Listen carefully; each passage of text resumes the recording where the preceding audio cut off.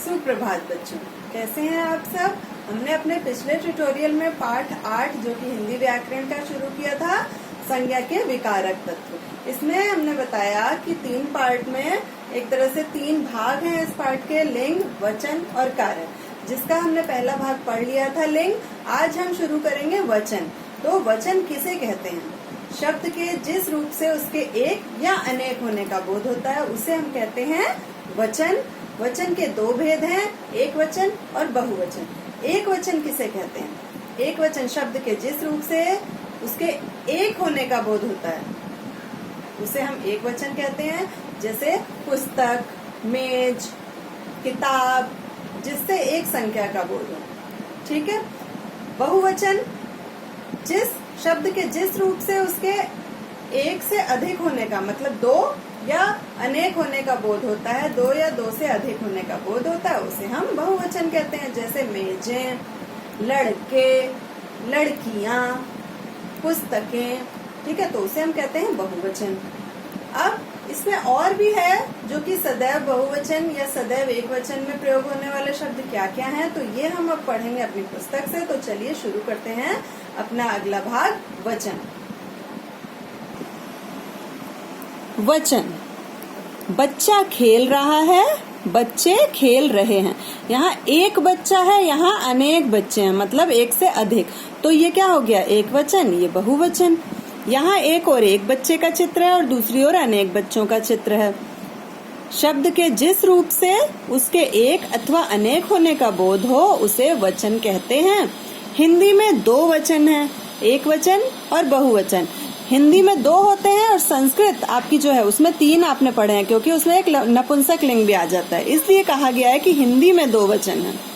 पहला है एक वचन, शब्द के जिस रूप से एक होने का बोध हो, मतलब संख्या में 1, 2, 3 जिनको हम गिनती कर सकते हैं, एक होने का बोध हो, उसे एक वचन कहते हैं। जैसे औरत, पुस्तक, गाड़ी, प्याला आदि। अब आता आपका बहुवचन। शब्द के जिस रूप से एक से अधिक व्यक्तियों का बोध हो उसे बहुवचन कहते हैं। जैसे महिलाएं, पुस्तकें, गाड़ियां, प्याले आदि। अब देखिए वचन संबंधी नियम क्या होते हैं।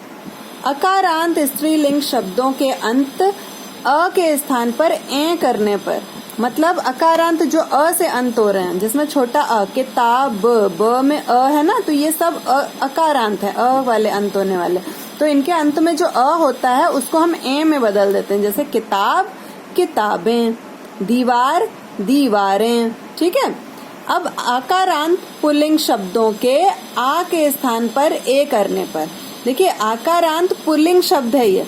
ठीक है, तो हम बड़े आ को, जैसे पत्ता, आ की मात्रा है ना, तो उसको हम ए में कर देंगे। पत्ते, बच्चा, बच्चे, पंखा, पंखे।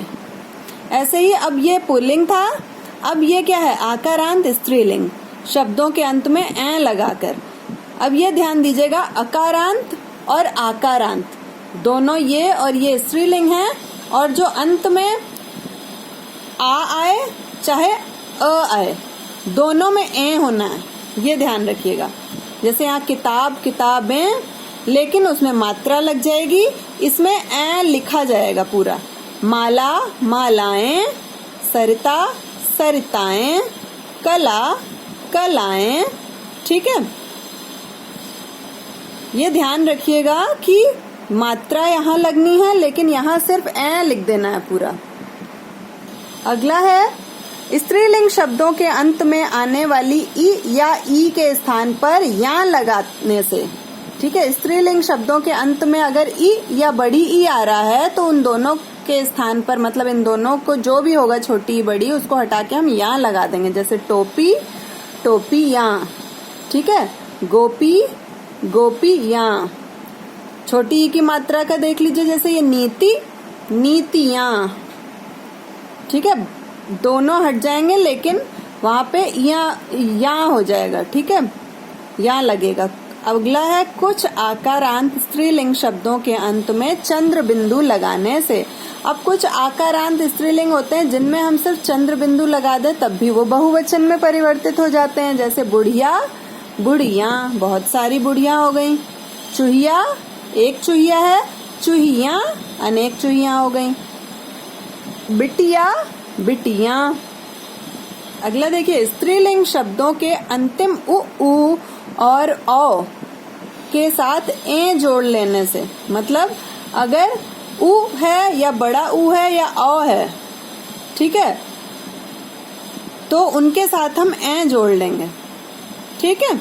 जैसे वस्तु, वस्तुएं, वधु, वधुएं। मगर ये ध्यान रखिएगा, यहाँ वधु है तो वधुएं नहीं होगा, यहाँ पे ये गलत है, इसमें छोटे उ की मात्रा हो जाएगी, वधुएं, ठीक है। जैसे यहाँ पे क्या लिखा है, बहू, बहुएं, ठीक है। अब अगला देखिए, गण, वृंद, जन, वर्ग तथा लोग जोड़कर, मतलब ये देखिए गण अलग है और वृंद अलग है, हाँ। जैसे नेता, नेता गण, छात्र, छात्र वृंद, मजदूर, मजदूर वर्ग, प्रजा, प्रजाजन। तो ये अगर हम किसी शब्द के अंत में ये जोड़ सकता है, मतलब नेता का नेताएं नहीं होता है, ना नेताओं होता है, उसको हम बोलते हैं अनेक नेताओं के लिए कि नेतागण। तो ये शब्द के अंत में ये जोड़ दें तो भी वो बहुवचन हो जाता है। इस प्रकार आपने यहाँ तक पढ़ लिया ये पाठ।